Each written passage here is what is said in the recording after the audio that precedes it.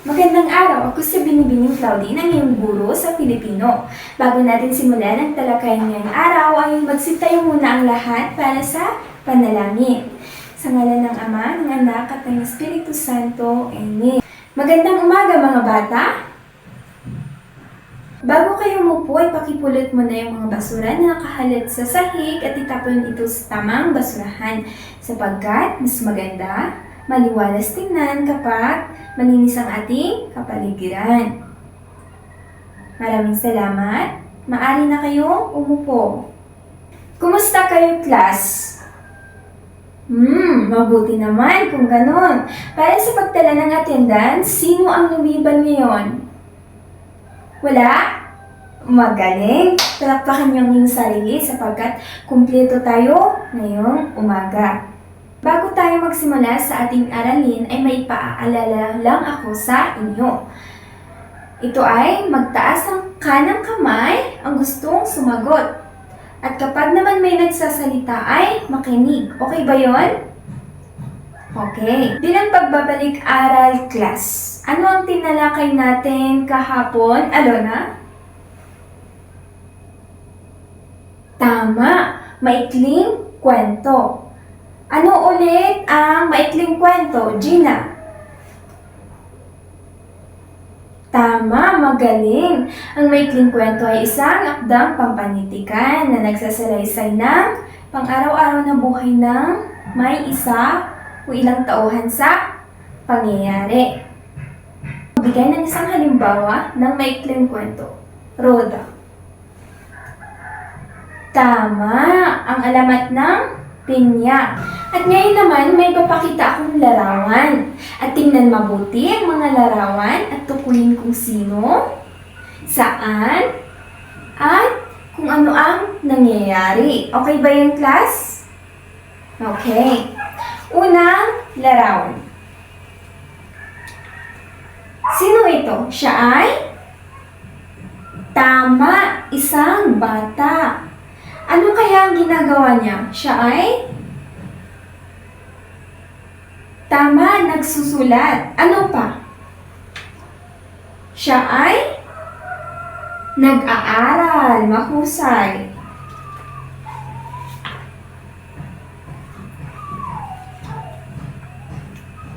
Saan naman ito? Tama, sa paaralan.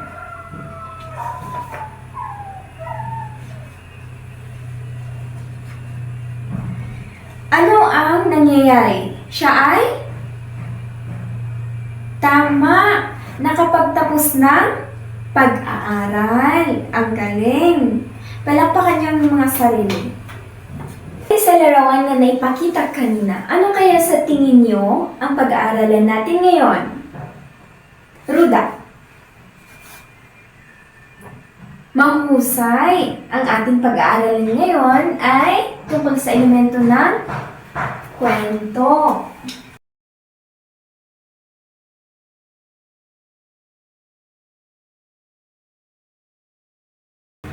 Pagkatapos ng talakayan, ang mag-aaral ay inaasahang magbasa. Matukoy ang mga elemento ng kwento, tauhan, tagpuan, banghay, at pangyayari. Napapahalagahan ang papel ng bawat elemento sa pagbuo ng maikling kwento. Makalikha ng organisadong grafiko upang mailarawan ang elemento ng maikling kwento. Bago natin simulan ang talakayan, sagutan muna natin ang isang aktibidad. Pagmasdan ang bawat larawan sa hanay A at basahin ang kahulugan sa hanay B. Pagkatapos, inyong itugma ang bawat larawan sa tamang kahulugan. Okay ba yon? Okay. Mahusay! Sa pamamagitan ng mga salitang ito, ay maiintindihan natin kung paano umiikot ang isang kwento. Ang ating aralin ngayon ay elemento ng maikling kwento. Ang bawat maikling kwento ay may elemento. Ito ay tauhan, tagpuan, banghay, at pangyayari. Ang tauhan ay, Gina, pakibasa. Gumaganap sa kwento na nagbibigay buhay sa maikling kwento. Tama. Halimbawa, yung bata na nasa larawan. Drex, magbigay ng isang halimbawa ng tauhan. Babae. Tama, babae. Kasunod naman na elemento ay tagpuan. Din, pakibasa. Ang panahon at lugar kung saan naganap ang maikling kwento. Tama. Halimbawa, yung paaralan na nasa larawan. Ray, magbigay ng isang halimbawa ng tagpuan. Simbahan. Tama, sa simbahan. Kasunod naman na elemento ay banghay. Pakibasa, Jacob. Ito ang maayos na pagkasunod ng mga pangyayari. Simula, gitna, wahas. Tama. Dito natin makikita yung pangyayari na may maayos na pagkasunod-sunod. Ang halimbawa ay isang bata na nag-aaral hanggang sa makapagtapos. Dito is parang siya ay elementary pa lamang. Pagkatapos, dito naman ay high school. Di ba? Dito naman ay senior high school. Tapos, panghuli ay sa college at siya ay nakapagtapos. Kasunod naman na elemento ng maikling kwento ay pangyayari. Pakibasa, Daniel. Matatagpuan ang mahalagang pangyayari, tunggalian, suliranin, kalutasan at iba pa. Dito natin makikita ang tunggalian, suliranin, kalutasan, at iba pa. Ito ay mayroon sa banghay. Tama. Ang halimbawa ng suliranin ay yung nasa larawan. Ito. Siya ay nahihirapang mag-aral. At ang kalutasan naman ay ito. Nagpatulong siya sa kanyang guro. Mahusay. Ngayon na alam na natin ang mga elemento ng kwento, subukan nating tukuyin ang mga ito sa isang halimbawa. Pakinggan niyong mabuti ang kwento na ikukwento ko mamaya. At alamin kung sino ang tauhan, saan naganap ang kwento, at ano-ano ang mahalagang pangyayari. Bago natin simulan ang pagkukwento, nakakita ba kayo ng isang uwak?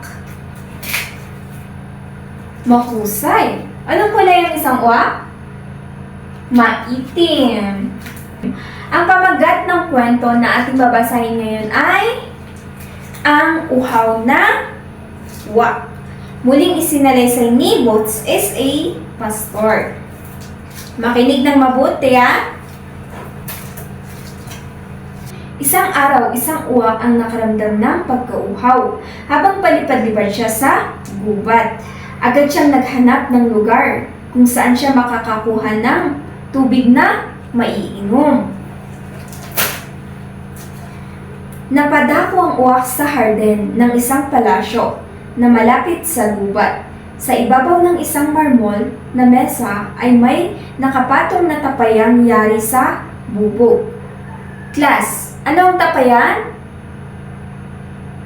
Tama! Ito ay yung iniimbakan ng tubig. Sa English ay jar. Dumapo ang uwak sa mesa at natuwa siya nang makita niyang may tubig sa tapayan. Ngunit, hindi maabot-abot ang uwak ang tubig sa ilalim ng tapayan. Masyado kasing mababaw ang tubig. Isa pa, masikip ang bunganga ng tapayan para maipasok niya ang kanyang ulo sa loob. Lumingalinga ang uwak, naghahanap ng paraan para malutas ang problema. Ano kaya ang gagawin ko? Sabi niya. Noon niya nakita ang mga maliliit na bato sa lupa. Isang magandang idea ang pumasok sa kanyang isip. Aha! Alam ko na! Sambit niya. Isa-isang pinulot ng uwak ang mga bato at inihulog sa loob ng tapayan. Habang dumarami ang mga bato sa tapayan ay unti-unti namang tumataas ang tubig. Nang halos mga lahati na ang tapayan, sa dami ng mga batong inihulog ng uwak ay umabot na sa bunganga ng tapayan ang mga laman nitong tubig. Sa wakas ay nakainom din ang uwak. Kaya naman, masayang lumipad ang uwak pagkatapos matighaw ang kanyang pagkauhaw. Diyan nagtatapos ang kwento ng Ang Uhaw na Uwak. Ngayon naman, ipakita natin ang ating pagkaunawa sa pamamagitan ng isang pangkatang gawain. Ang tawag sa ating gawain ngayon ay baso ng kaalaman. Hahatiin ko ang klase sa 2 pangkat at pumila kayo ng maayos. Maglagay ako ng baso sa pagitan ng bawat pangkat. Kapag sinabi kong ulo, ay hahawakan ang ulo. Kapag sinabi ko namang balikat, ay hahawakan niyo ang balikat. Kapag sinabi ko namang tuhod, ay hahawakan ang tuhod. Pag sinabi ko namang paa, ay hahawakan ang paa. Pag sinabi ko namang baso, ay unahang kunin ang baso. Ang unang makakakuha ng baso ay manatili sa linya at sasagot sa tanong na nasa loob nito. Basahin muna ang tanong bago sagutin. Bawat tamang sagot ay may katumbas na 2 puntos sa pangkat. Ang ating aktibidad na kaalaman sa baso ay layuning buo ang balangkas ng elemento ng kwento. Basahin ang unang tanong at sagutin sa harap. Ano ang pamagat ng maikling kwento na nabasa kanina?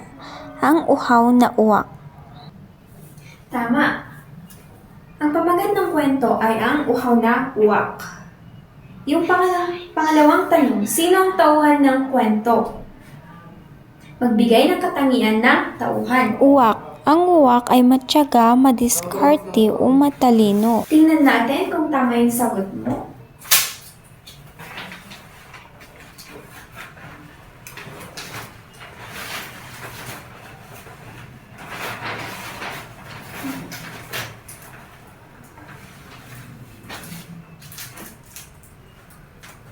Tama. Ang tauhan ay uwak. Siya ay matyaga, madiskarte, o matalino.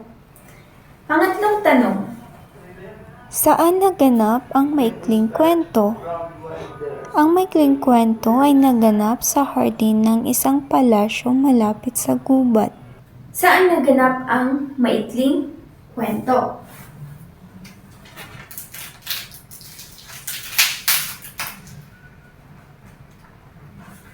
Tingnan natin kung tama yung sagot mo.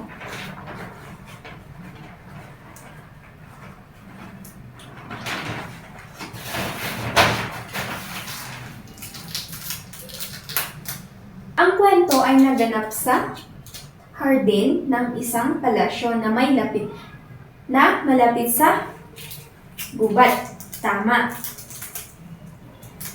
Yung pang-apat na tanong, pakibasa at sagutin. Ang panimula, tingnan natin kung tama yung sagot mo.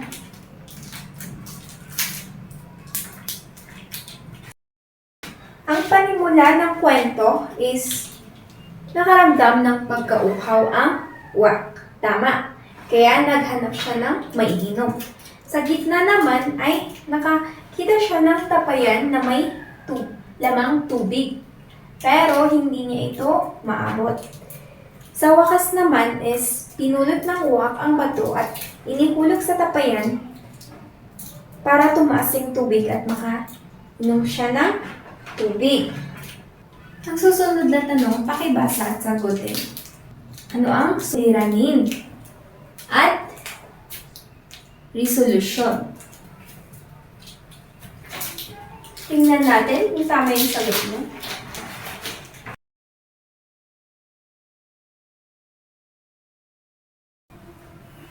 Tama yung sagot mo. Nauhaw ang uwak or yung hindi niya maabot ang tapayan. Yun yung suliranin sa kwento.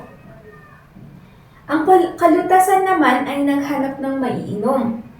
Dito niya pinulot ang uwak ang bato at inihulog sa tapayan upang tumasa ang tubig. Kaya siya ay nakainom. Anong katangian ng uwak ang kwentong dapat nating tularan at bakit? Ang pagiging matalino, madiskarte at matyaga, hindi siya sumuko at gumawa ng paraan para makainom ng tubig. Tama. Bakit mahalagang huwag sumuko? Kahit mahirap ang kalagayan tulad ng uwak.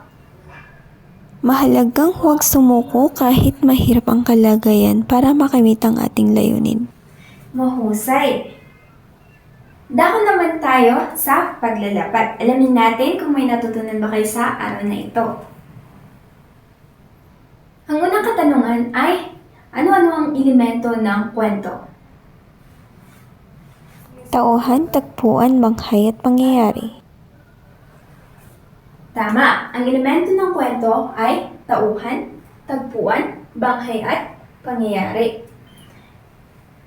Ibigay ang kahulugan ng mga elemento ng kwento. Yan na, tagpuan. Tauhan, ito ang gumaganap sa kwento. Tama.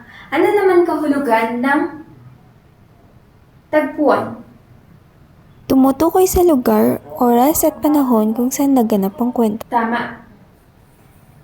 Sunod naman ay banghay. Ano naman ang kahulugan ng banghay?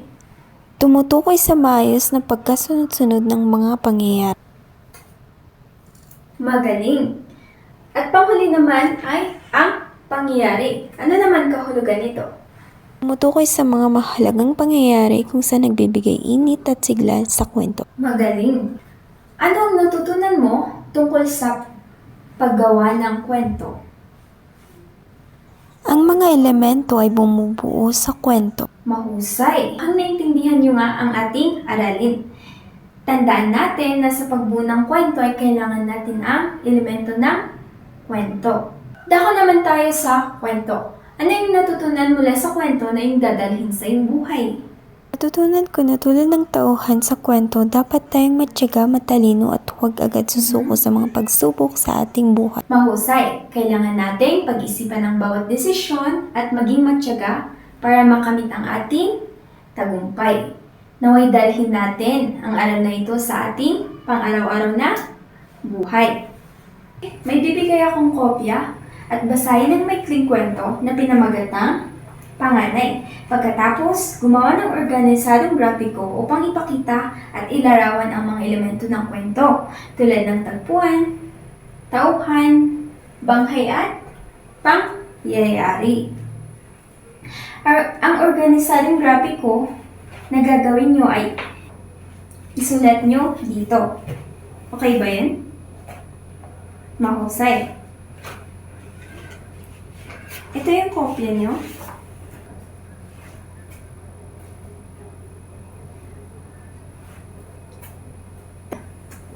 Tapos na ba ang lahat? Mahusay. Pakipasa yung mga papel.